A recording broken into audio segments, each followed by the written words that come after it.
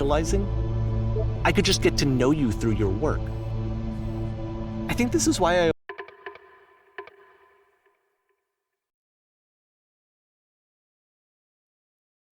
always liked Coda's games so much, is because it felt like they let me have that connection.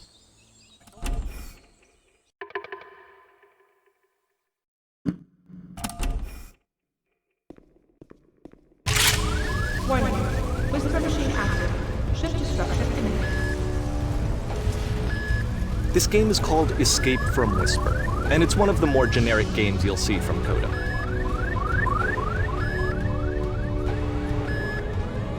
Security call breached.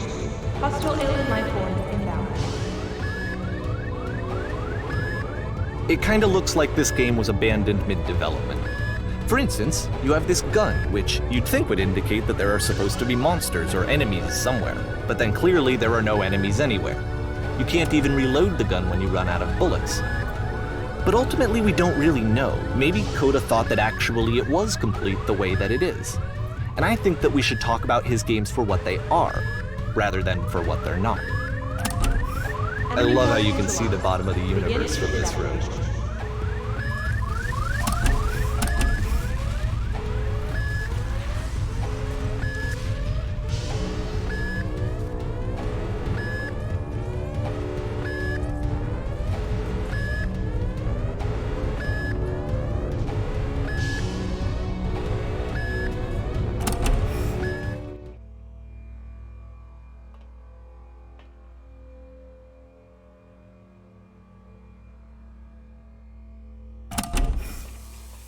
Hey, you there, in the engine room.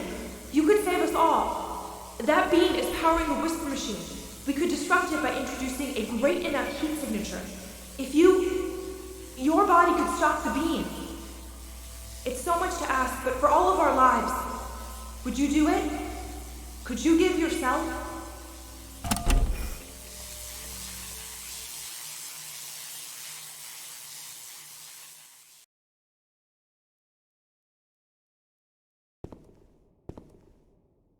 The beam causes you to start floating. And this is an important moment for him.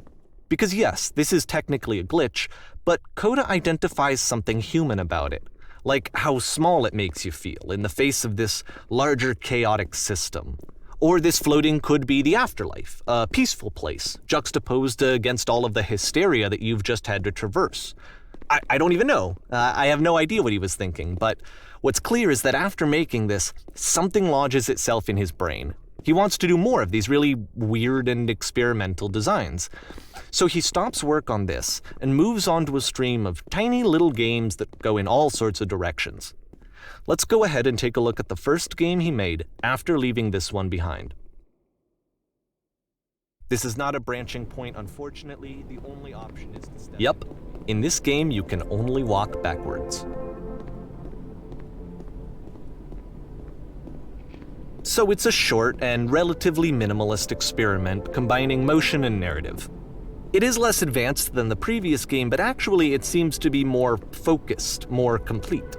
Coda's trying to give it a unique voice rather than simply basing it on a pre-existing trope. It's a short little thought, it says what it wants to say, and then it ends. Didn't need anything more than that. Which to me is why it works, because it gets out quick. Okay, next one.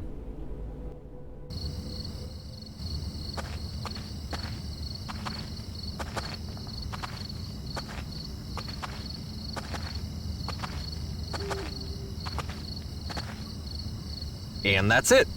Okay, the meaning of this game won't be clear just yet. Please be patient with me for a few more games, and I promise you'll see what makes it interesting. Oftentimes, Coda would put bizarre titles like this one at the start of his games. I wish I'd known him at the time that he was making these early games. He would really only talk to me about his work as he was making it. Once he stopped work on a game, like, that was it. It was dead to him. And I don't agree with that at all. But what are you gonna do? What are you gonna do?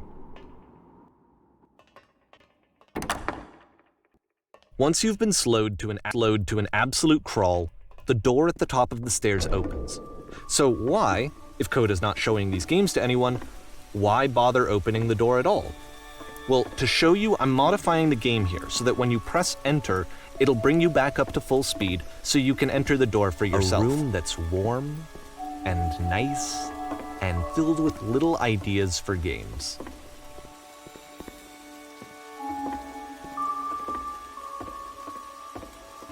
Coda would often tell me that he didn't mind if people thought of him as cold or distant.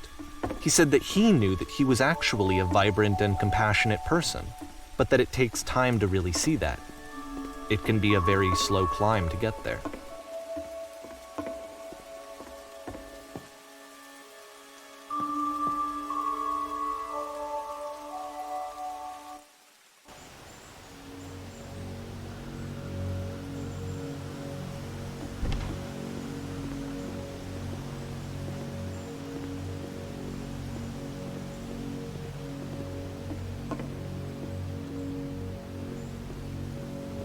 Well, this is new for Coda. It's an actual puzzle.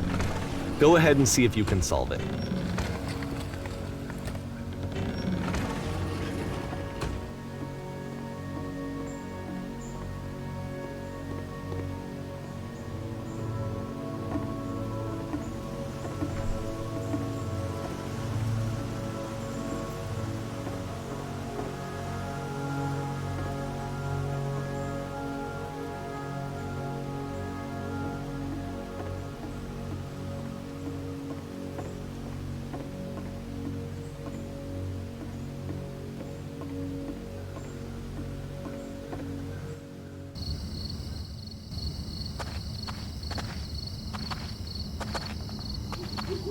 Aha! So, this, combined with the entering game from earlier, tells us that Coda believes his games are connected somehow. It could even be that the stairs game and the puzzle game are literally connected in between this and the entering game. There's a bigger picture that all of his games are meant to play a role in, some larger meaning that we won't be able to grasp until we've seen all of them. And once we have, we can step back and start to understand what exactly that bigger picture is.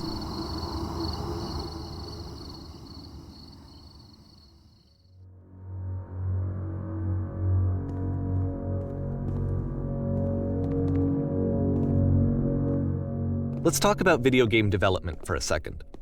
Every video game runs on what's called an engine, which determines what the game can and cannot do. So in other words, the engine is a set of tools for game development.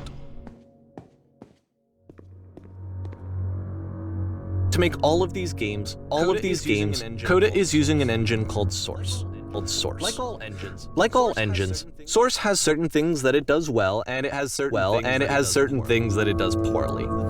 One of the things that it does very well is boxy linear corridors. That's why so many of Coda's games are set in these large, flat, empty rooms, is just because he's working with what the engine does well. The tools available to the creator shape what kinds of creative work they're going to end up making. You might consider paying attention to the architecture in Coda's games to notice how they seem to stem from an engine that's very good at producing linear, boxy corridors.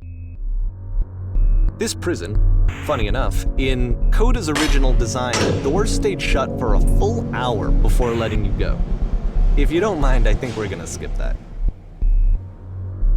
This is something that he and I used to argue about a lot. You know, whether a game ought to actually be playable, whether it means anything if no one can get through it. And I would always defend that, you know, all this work goes into the game, why not make it playable and accessible?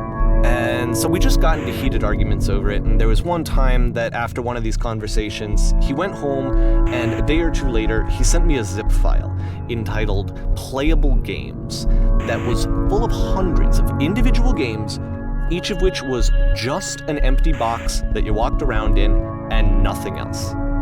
Believe me, I played every single one of those just to find out if there was like a gag hidden somewhere. There wasn't. It's the puzzle again, with the exact same solution as the last time. There's still no clear indication of what makes this puzzle so special that Coda is going to return to it over and over.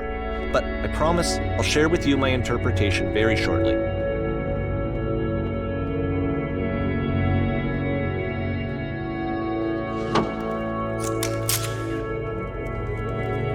Here, Coda begins using a kind of dialogue system that he fashioned out of the engine's chat capabilities. Use the 1, 2, 3 buttons on your keyboard to respond.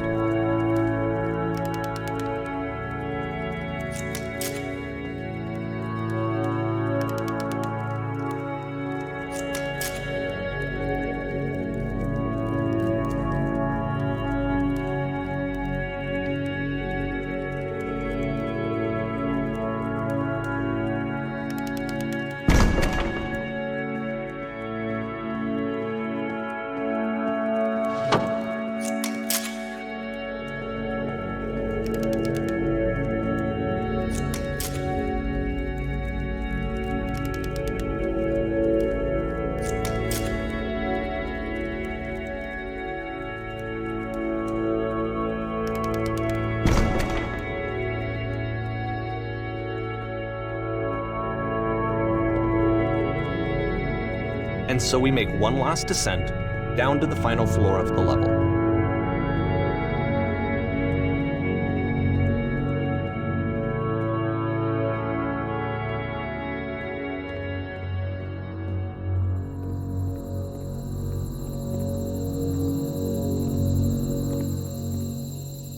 It's a lamppost. Okay, I can't tell you quite why, but for some reason Coda fixates on this lamppost. It's going to appear at the end of every single one of his games from here on out. I'll tell you what I think. I think that up to this point, he's been making really strange and abstract games with no clear purpose, and maybe you can only float around in that headspace for so long. Because now he wants something to hold on to. He wants a reference point. He wants the work to be leading to something. He wants a destination, which is what this lamppost is. It's a destination. We're going to see it in the work as well. His games are just going to become a lot more cohesive, a lot more fully developed, with more of a clear idea behind them. And as we go, that idea will get clearer and clearer and clearer.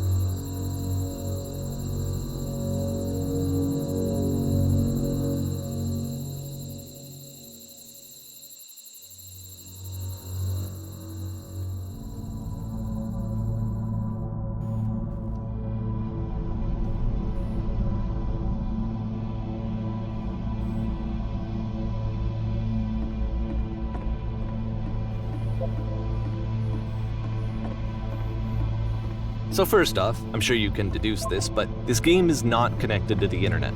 All of the notes that you're gonna see have been written by Coda. This was actually the first game of his that I ever played. This was shortly after I met him at a weekend game jam in Sacramento, where I grew up. I saw him working on this very level, and it was just so different from anything that anyone else was doing. So right away I was like, I have to be friends with this person. In retrospect, I think I was probably a bit too pushy, trying to get his attention. I was over-enthusiastic. But he was very gracious about it and very patient with me. And I cooled off eventually. Oh, feel free to skip over any of these notes if they're not doing anything for you. Nothing extra is gonna happen if you read all of them. Either way, to me they convey a sense of loneliness. I see this person who's filled with thoughts and feelings and beliefs and has no way to express them except as scattered and unheard voices in a game that wasn't meant to be played.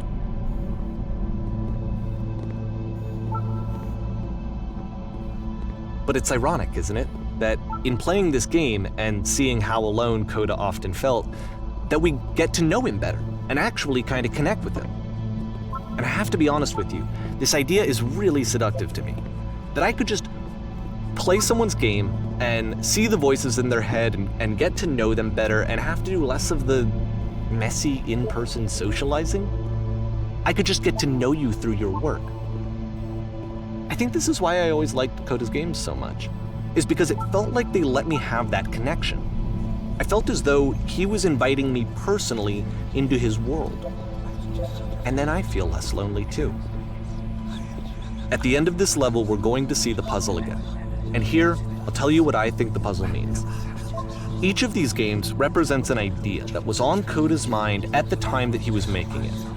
And the puzzle is a way of closing the door on a previous chapter of his life before moving on to the next one.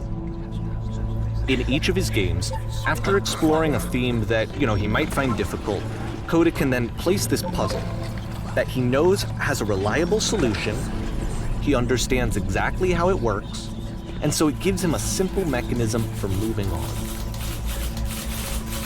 And because there's this dark area between the doors, a space between spaces, before you move on, you get to pause. Just for a moment, a few seconds to reflect on and let go of the events that led you here. To step back and connect the pieces together. To grasp at that elusive bigger picture.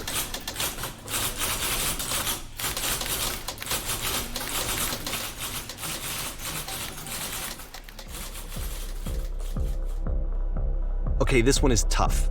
It's gonna kind of just spin its own wheels for a few minutes. Hang with it.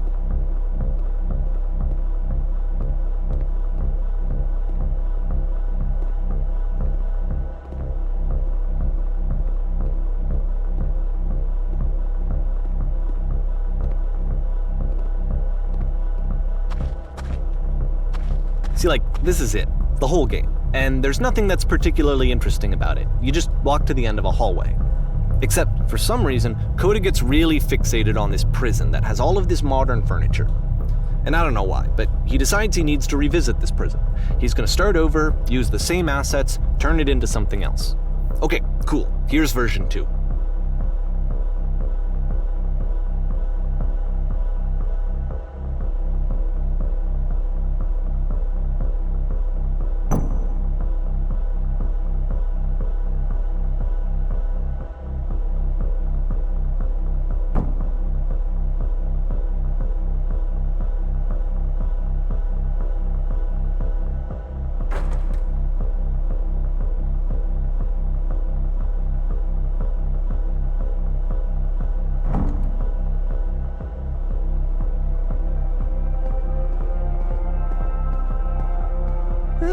There's a bit more to this one, but still it's not really communicating anything. It's kind of just weird for weirdness' sake.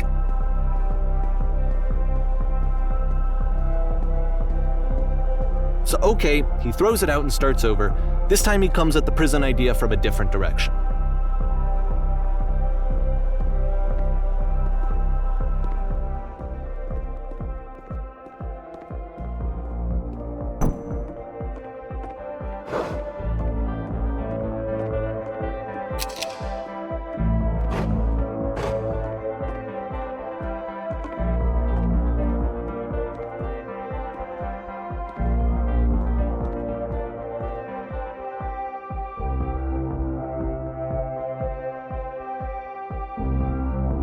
And of course, now the table is gone and you can't begin the chain of events to escape. Here's a version where there are no bars, but you can't actually get to the well. And then a version where the inside of the prison is the outside and the outside is the inside. Let me just blink you real quick through a few more of these. I mean, he really unloaded on this prison idea. There's nearly a dozen. Personally, I think it's awful to watch this, to see a person basically unraveling through their work. And for what? At what point do you just go, maybe there are game ideas other than this prison that I could be working on? But Coda doesn't have that voice telling you to stop, that particular mechanism of defense against yourself. Without it, you just spiral. And so he keeps going and going and going and going and going, and then he hits on something. And he likes it. And that's it. He's done. He stops making prisons. This is the very last version of the prison game that he created, and the reason I think it works is that the prison is not actually in it.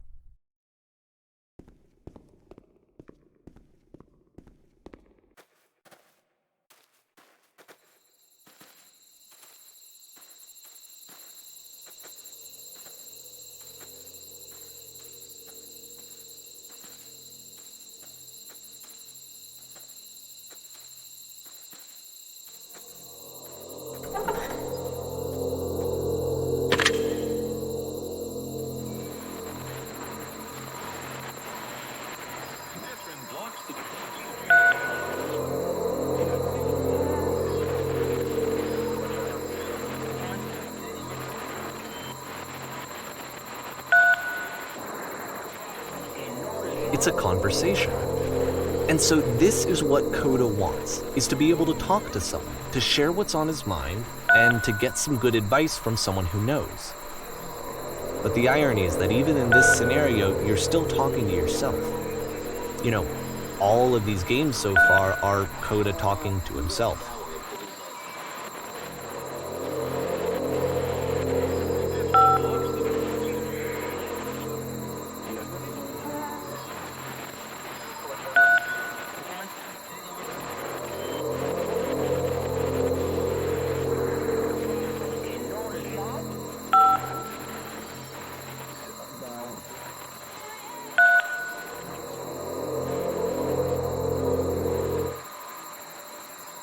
I can see why he considers this a fitting conclusion to the prison games. After all of the obsession and frustration, just to be told by someone you can trust that things are going to be okay. Wouldn't that be nice?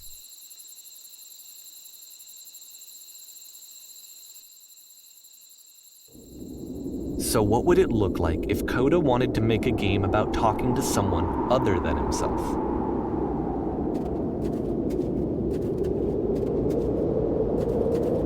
To me, this environment is meant to represent Coda's puzzle, with the two doors on either side and a dark transitional space between.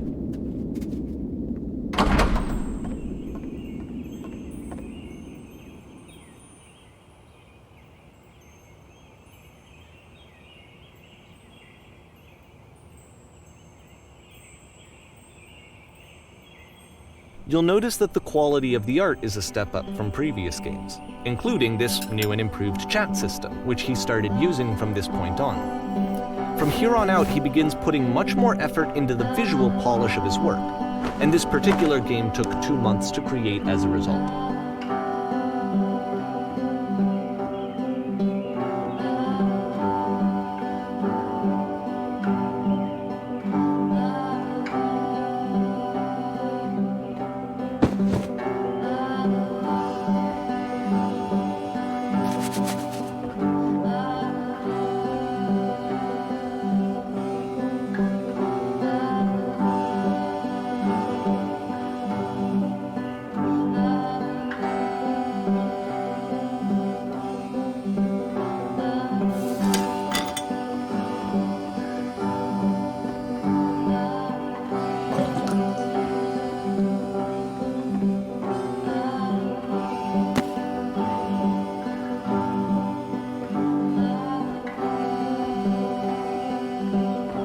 After the intense set of prison games, this house cleaning level almost feels like cleansing.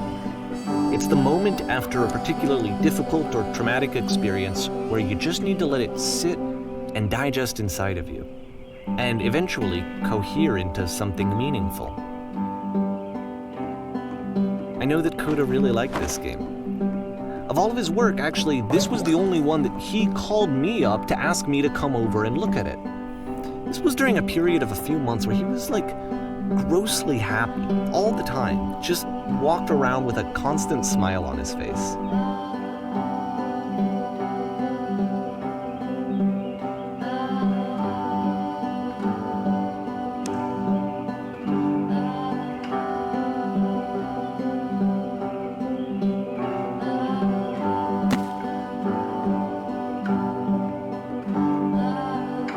I'm glad he made this. I'm glad he found some peace.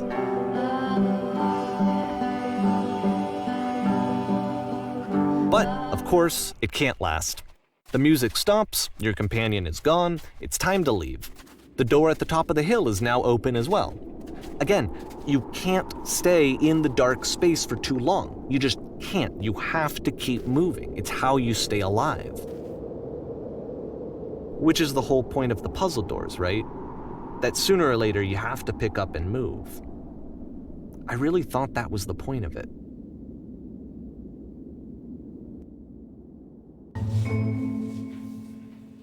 This one gets a bit goofy.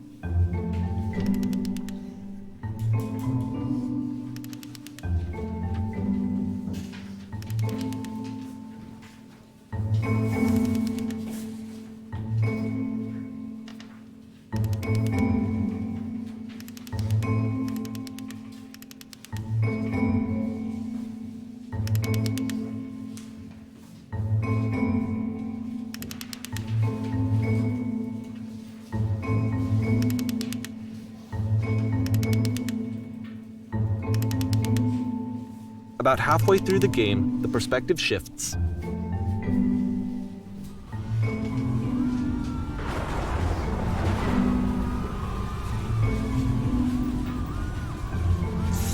And you play as the teacher. And suddenly, you discover that your teacher is just as bigoted and afraid as you are. Oh, and also you can move around the classroom now.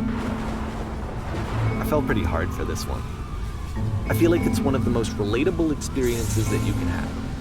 To assume that some other person is perfect and totally fulfilled in every way, and completely miss all of the little flaws that make them painfully human. I think about this game a lot these days.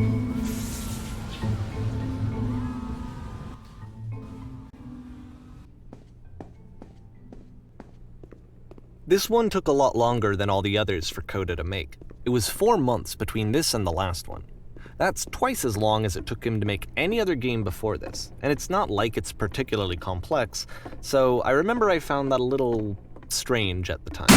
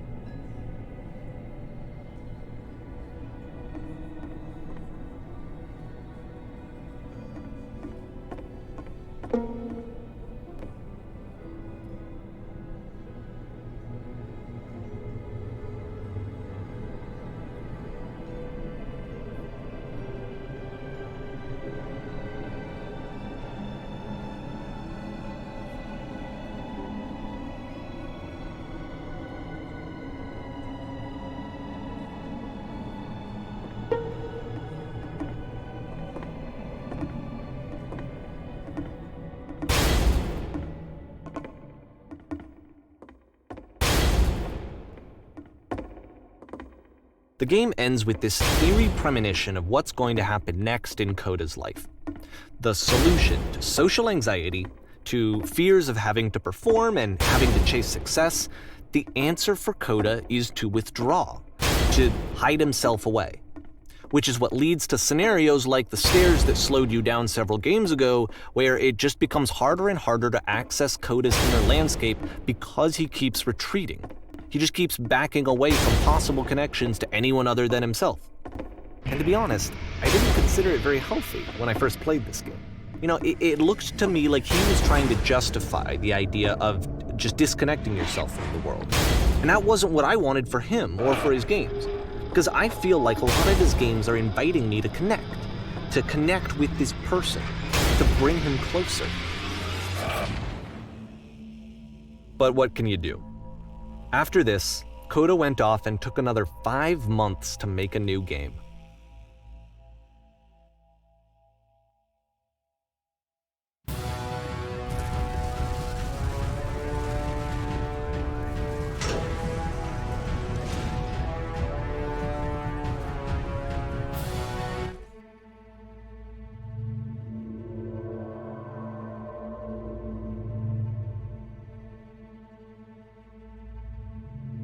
Like I said, I was getting concerned. First off, he's never been this explicit in his work about exactly what he's thinking. So where's that coming from? But then even weirder, his work has potentially stopped being an outlet for him. Not like he's having trouble iterating on ideas, but he literally just can't think of new ideas anymore. And in person, he was being a lot more distant than usual. Like, you know how sometimes a person will just deflect anything that you say in order to keep themselves disconnected all the time? It was that kind of thing. here was the point in my relationship with Coda where I really started to wonder if he needed my help in some way. His games are going to get more desperate from here on out. After this game, it's almost 6 months before he finishes something new.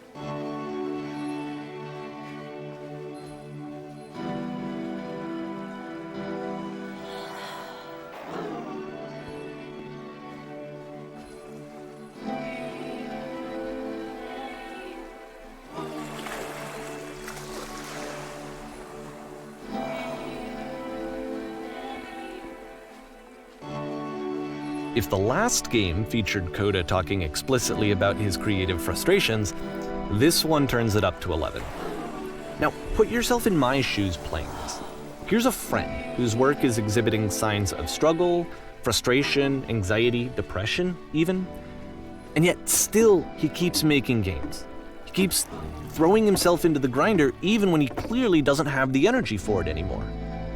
Why? What is it for? Because from my perspective at the time and just what I knew of him, this was a result of how isolated he was. He was in his own little bubble, just sitting at his computer all day, not really showing these games to anyone, not releasing them onto the internet, and so he didn't have anyone outside of himself to connect with. He had no outlet to ground himself on. You can't talk yourself out of loneliness. It doesn't work that way. You can't be the one writing both the questions and the answers. Then there's no movement. Then there's no circulation. If all of your anxieties are being channeled into your work, then if the work ever fails, you have no backup and you're just going to crash.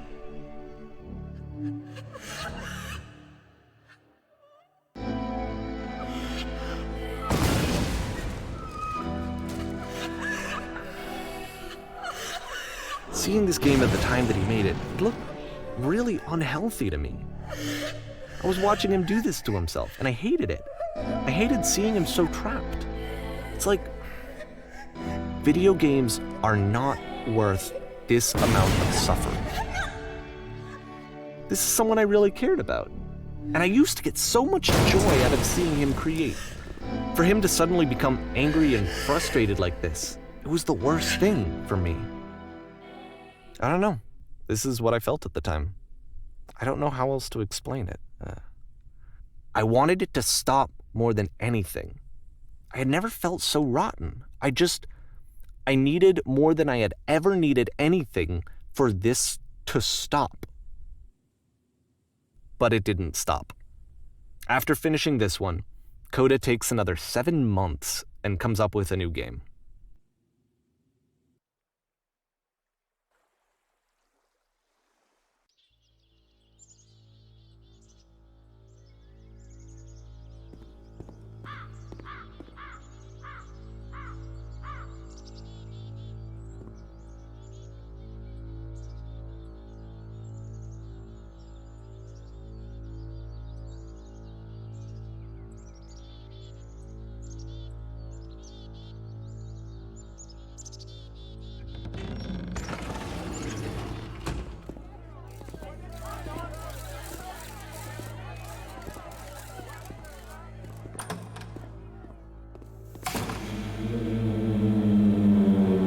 And of course, it's the machine.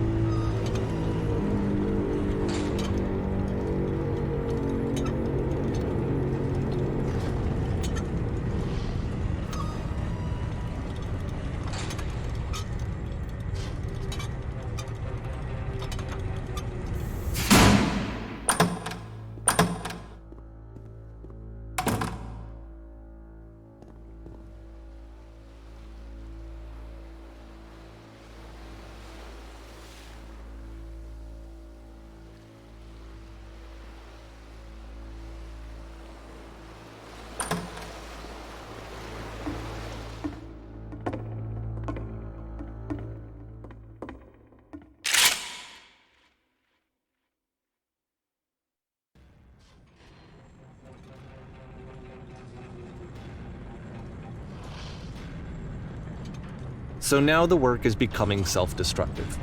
And I'll tell you, at the time that I first played this game, shortly after he made it, here's what I'm thinking to myself. I'm thinking that code is stuck in his own head, and that it's having a very negative effect on him, and that all he needs to do is just start showing his work to people, to get some actual feedback on his games. It might get him out of isolation. And so, as I'm thinking this, I realized that I could be the one to initiate it. Because it would never occur to Coda to start actively soliciting feedback, so what if I did it for him? If he could see the difference it would make to have more actual conversations with other human beings, would that bring him out of his mental spiral? Would it give him confidence in himself? Would it bring meaning back into his work?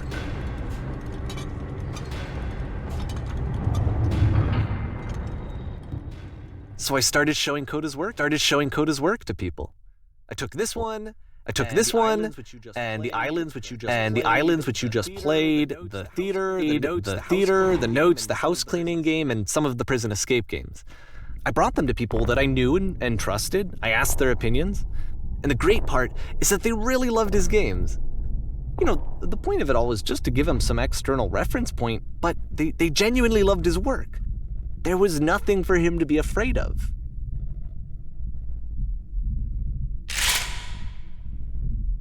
Can you see why I felt like this was the right thing to do? Because it's the thing that I always feel like I need, to be told that my work is good, that I am good. When someone really connects with a thing that I've made, when they see themselves purely in my work, there's nothing that feels better. And I got to give that very same feeling to my friend. I did something, I really felt like I'd done something good, like I was a good person. I felt like there was a friend who was in trouble and was unhappy and maybe didn't like themselves, and I could fix it. If I could give him this gift, maybe I could fix the problem. When they told me how much they enjoyed his games, it was the best feeling. It was the absolute best feeling. It made me feel so happy, so beautifully, beautifully happy.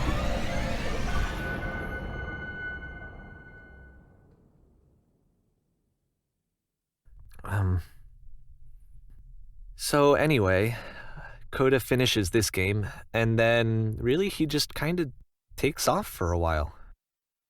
So this is June of 2011, and I didn't hear anything from him for several weeks, I guess. And so out of nowhere, one day I get an email, and it's got a private link to a new game of Coda's. This one is called The Tower, and to my knowledge, it's the last game that Coda ever made. So let's take a look.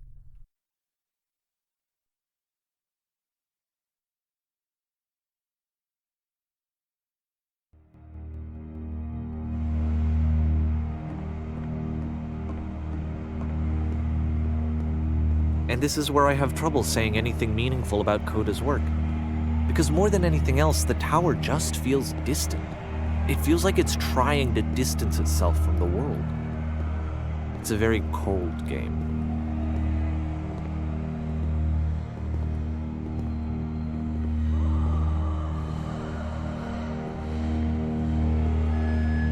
This room actually has a maze in it. Except that all the walls of the maze are invisible. And then every time you touch one of the walls, there's this awful flashing and noise, so the experience is really miserable. The game goes beyond not being meant to be played, it actually seems to despise the player for trying to play it at all. But I do want to show you the rest of the levels, so when you're ready to continue, press enter and I'll put a bridge over the maze.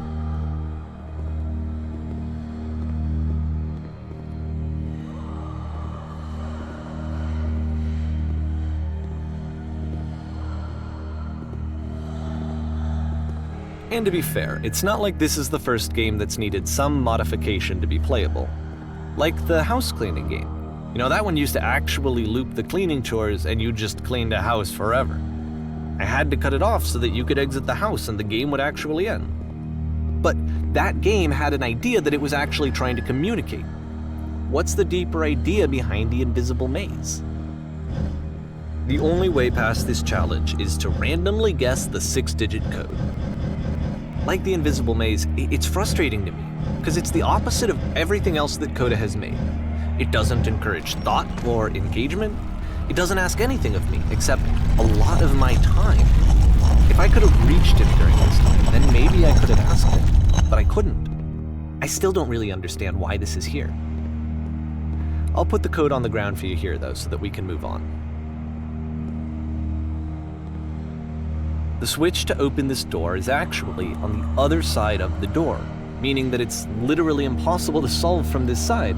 So even if you somehow brute forced your way through the first 2 challenges, and you got to this point, there's actually just no way to progress.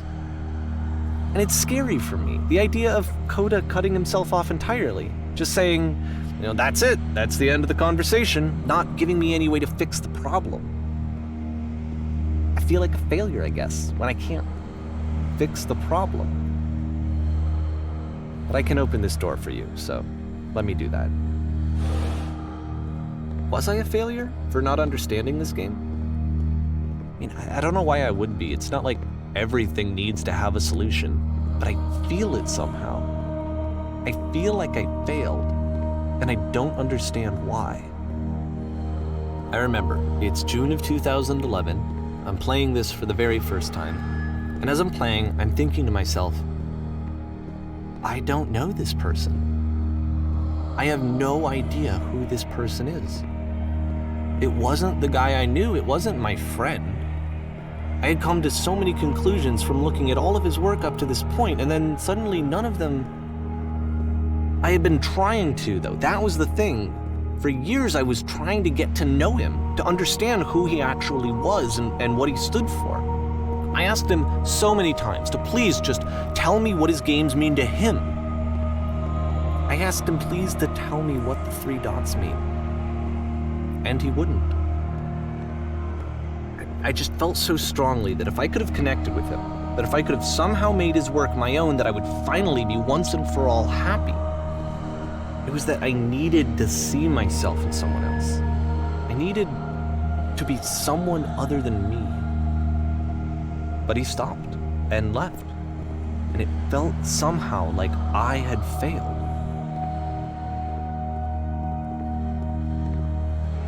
Where did I screw up?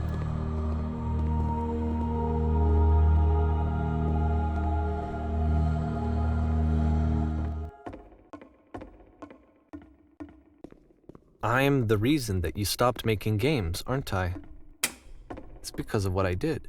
I poisoned it for you.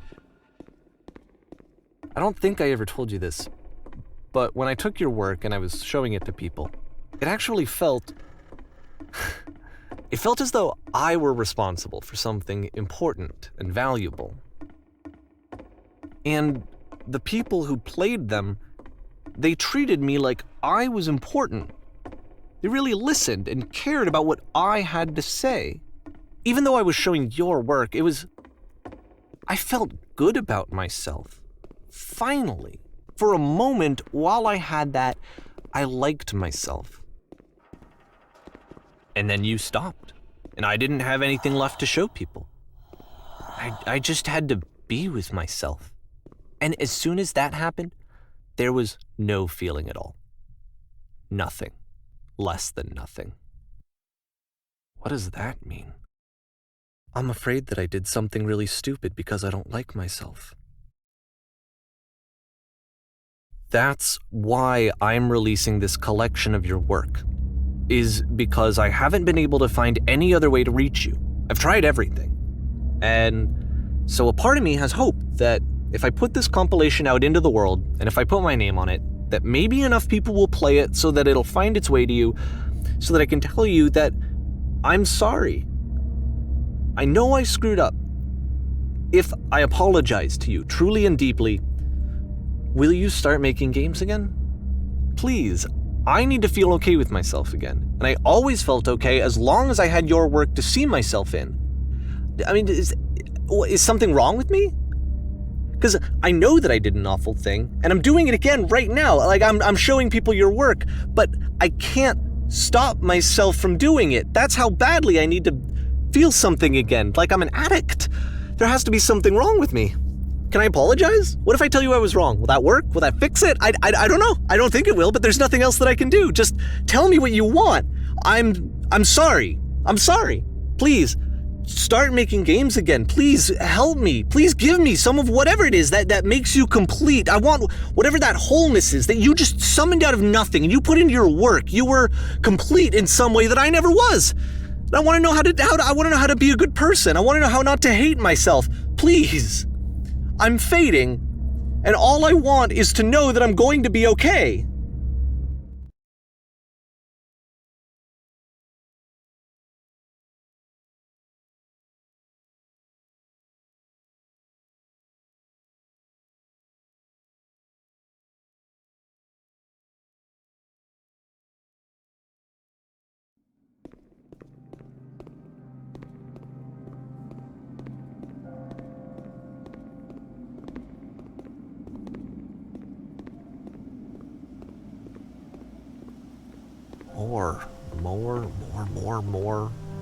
More love, more praise, more people telling me that I'm good. Always more. It's like a disease. Solution.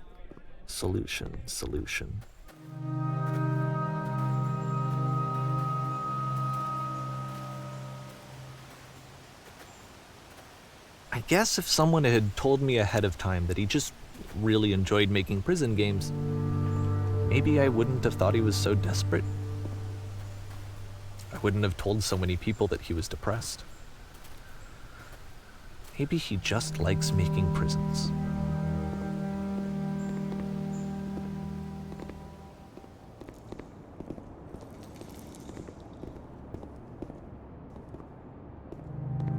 Even now, the disease is telling me to stop. Don't show people what a shitty person you are. They'll hate you.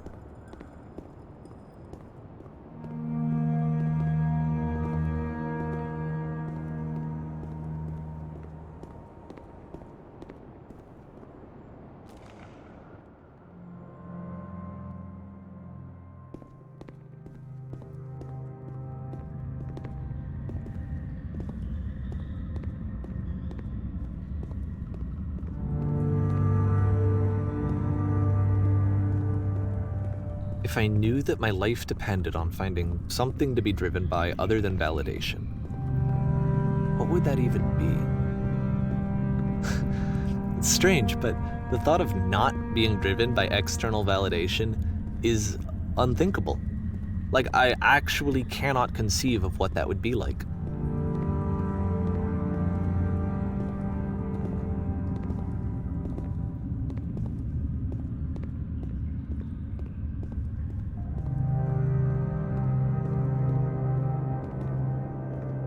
What now?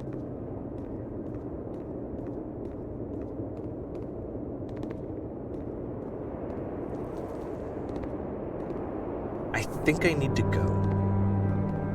And I'm sorry, because I know that I said that I would be here and I would walk you through this, but I'm starting to feel like I have a lot of work to do. I have a lot that I need to make up for.